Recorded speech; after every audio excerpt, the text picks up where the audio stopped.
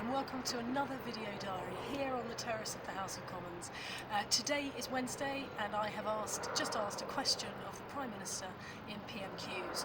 My question was that last weekend thousands of people across Lincolnshire came to the Reesby races to enjoy the racing and the delicious local food, and I then went on to ask the Prime Minister to ensure that the high standards we expect from our food producers and our farmers are maintained in the negotiations that the government will have in the forthcoming international trade deals, and to ensure that this government keeps backing British farmers. And it met with a very good response from the Prime Minister. Indeed, she even talked about the wonderful Lincolnshire sausages she had when she came to help me on my campaign in 2015. But it was a really good occasion, and it brings me on actually to Brexit. Of course, this week we have passed the EU notification of withdrawal bill, which means that the Prime Minister is enabled, I suppose, by Parliament to trigger Article 50. That will happen, and that's going to be the news, I suspect, for the next couple of years, but the first stage of the process will happen by the end of March.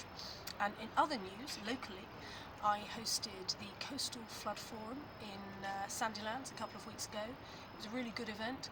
Quite a few local residents came to ask questions of the experts that I'd assembled together to talk about the issues facing our coastline, and there is some very exciting ideas about how we can shape our coastline, both so that it is safe, but also so that it really adds to the local economy and our local enjoyment of the coastline. And then finally, I had the privilege of planting an oak tree in the garden at the very beautiful Alford Manor House to commemorate the 100th anniversary of the Battle of the Somme. If you haven't been to see the exhibition at the Manor House, which commemorates the First World War in its entirety, I really recommend you go, because it's a very moving exhibition, because it focuses on the contribution that people locally made, and it's well worth a visit. But I very much look forward to my next video diary. There's going to be a lot happening, I'm sure, over the days and weeks ahead, and thank you very much again for watching.